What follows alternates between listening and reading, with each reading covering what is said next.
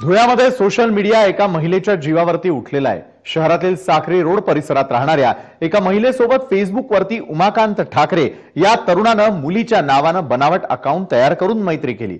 नंतर आपण मुलगी नसून एक तरुण असल्याचं सांगत या महिलेला प्रेमाचा प्रस्ताव दिला। मात्र संबंधित महिलेनं विरोध केल्यानं उमाकांतनं या महिलेविषयी फेसबुकवरती अश्लील संदेश आणि फोटो पोस्ट केले। या त्रासाला कंटाळून या पीडित महिलेनं आत्महत्येचा प्रयत्न केलाय। नेमकं काय घडलाय प्रकार पहा, त्या संदर्भातला हा रिपोर्ट।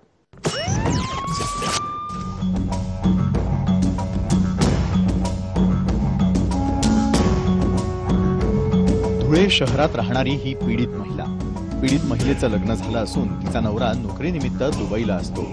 या जोडगोळीला 5 वर्षांचा मुलगा आहे। दुबईमध्ये व्हिडिओ कॉल करता येत नसल्यानं नवऱ्याला घरची परिस्थिती कळवण्यासाठी फेसबुकचा सहारा घेतला आणि फेसबुक अकाउंट सुरू केलं। त्यावर तिने काही फोटो देखील टाकले।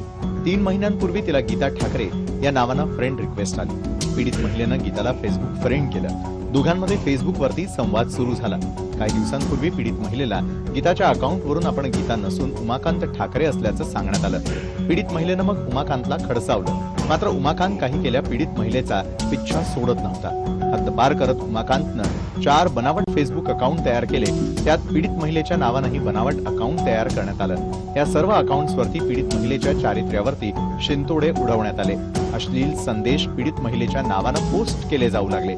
पोलिसात तक्रार करूनही फायदा होत नसल्याचं लक्षात आल्यावर पीडित महिलेनं आत्महत्येचा प्रयत्न केला। महिन्यापासून हा व्यक्ती मला इतकं परेशान करतोय। उमाकांत ठाकरे नाव आहे त्याचं। तो इतका परेशान करतो, त्याने फेसबुकवरती माझे फोटो अश्लील मेसेज अपलोड करून ठेवले। सगळं दुनियाला दिसतंय ते फोटो माझेवाले। फेक आयडी बनवतो, तो महिलांना फसवतो। ती महिला मी सेफ बसणारी आणि मला खूप छळलंय।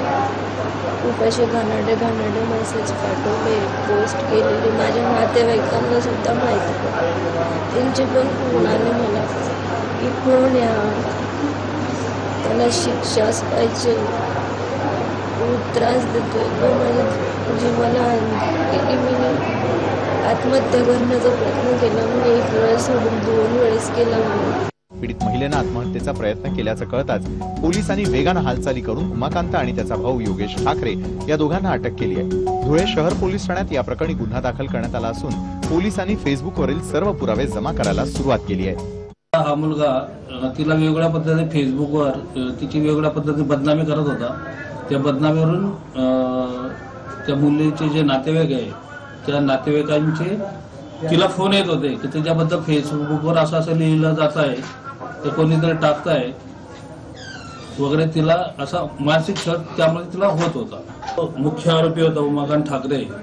हा गुन्हा दाखल झाल्यापासून नाशिक आणि नांदगाव येथे पडून गेल्याचं त्याने आता त्या चौकशीत सांगितलेलं होतं। तो धुळ्यातून परागंदा झालेला होता। तसंच त्याचा भाऊ पण नाशिक आणि नांदगाव येथे गेलेला होता। ते काल इथे आल्याचं आम्हाला समजलं नाही। आम्ही तात्काळ आमचे शोध पथकाचे कर्मचारी पाठवून त्या दोघांना काल उचलून त्यांना कालच अटक केलेली आहे। पीडित महिलेनं आपल्या नावानं अश्लील पोस्ट फेसबुकवरती टाकल्या जात असल्याचं पोलीस प्रशासनाच्या वारंवार लक्षात आणून दिलं होतं। मात्र पोलीस दल काही केल्या हालचाल करत नव्हतं। नातेवाईकांमध्ये आणि समाजात होणारी बदनामी सहन होत नसल्यानं अखेर सीमानं आत्महत्येचा मार्ग निवडला होता। पोलिसांकडे मी 3 वेळेस तक्रार केली, पण पोलीस पण लक्ष देतात नाही। पोलिस म्हणतात की आम्ही कारवाई करतोय, पण काहीच नाही। SP सरांकडे सुद्धा गेली मी, ते सांगतात की ठीक आहे। काय ठीक आहे? मागच्या महिन्यात मी FIR नोंदवली होती, पण काहीच त्याला पकडलं नाही, काही नाही, अरेस्ट केलं नाही। आणि त्याचे ते मेसेज चालूच आहेत, मला कालपर्यंत पण चालूच होते मेसेज। म्हणून मी हा कदम उचलला। मला 5 वर्षाचा मुलगा आहे। पीडित महिलेचा नवरा समजदार असल्यामुळे तो तिच्या पाठीशी खंबीरपणे उभा आहे, तिला धीर देतोय। या छळानंतर आता पीडित महिला न्यायाची प्रतीक्षा करतेय। उशिरा का होईना पोलीस यंत्रणा जागी झाल्याचं समाधान तिच्या कुटुंबियांच्या चेहऱ्यावर आहे। खबरदार मध्ये आता वेळ झाली इथंच थांबण्याची। मात्र तुम्ही पाहत राहा जय महाराष्ट्र।